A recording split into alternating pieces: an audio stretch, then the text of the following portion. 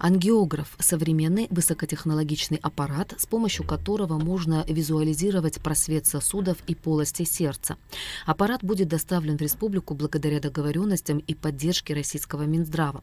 Что касается строительства помещения под оборудование, то средства на эти цели выделены из абхазского бюджета. Ангиограф уже оплачен, контракт мы заключили, уже благодаря помощи Российской Федерации уже финансовые средства ушли поставщику. Значит, в середине июня этого года он будет доставлен в Республику Абхазия. Благодаря, управлению капитального строительства и эта вся ситуация по строительству данного помещения, она находится на контроле у руководства Республики Абхазия. Вся финансовая часть строительства данного помещения финансируется Республикой Абхазия. Кроме ангиографа, эндоваскулярная служба будет дооснащена дополнительным необходимым оборудованием. Его также, согласно существующим договоренностям, предоставит российская сторона.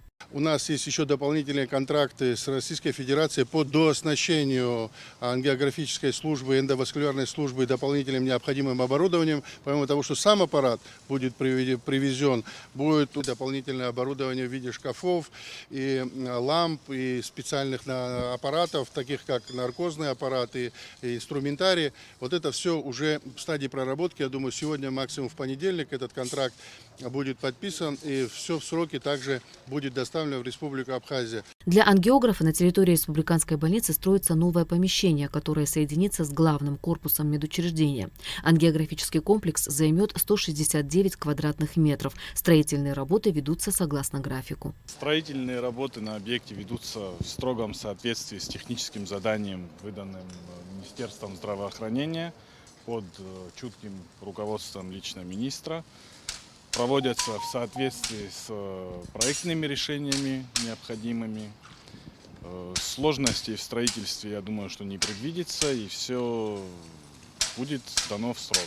То есть сейчас ведутся работы по подготовке специфического вида оборудования. Это вентиляция категории А, рентгенозащитных дверей, окон и панелей, для того, чтобы исключить радиацию от прибора. Все медики, которые будут здесь работать, местные врачи. Также Минздрав России обещал оказать содействие в оснащении отделения профильными специалистами. Сложно переоценить значимость открытия республиканского сосудистого центра. Одни только цифры нам говорят об этом, потому что по нашим подсчетам около 750 человек в год выезжают за пределы Республики Абхазия за диагностическим и лечебным пособием. Что касается кадрового потенциала, на этапе открытия и дальнейшей работы сосудистого центра мы будем использовать наш кадровый потенциал. Это специалисты республиканской больницы, также специалисты, доктора, выходцы из Абхазии, которые работают сегодня в медицинских учреждениях Российской Федерации.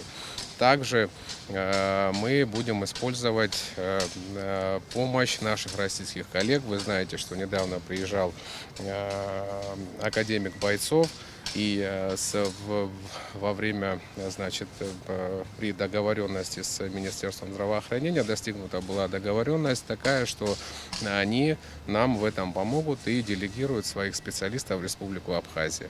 Совсем скоро жители Абхазии с сердечно-сосудистыми заболеваниями смогут получить помощь, не выезжая за пределы страны. Проектно-сметная документация ведется совместно Управлением капитального строительства Абхазии и Минздравом РФ. Проводятся консультации с профильными российскими медучреждениями. Предварительная дата открытия ангиографического комплекса – 1 июля. Ирина Аршба, Фатима Гергия, Роберт Ломия, Абхазское телевидение.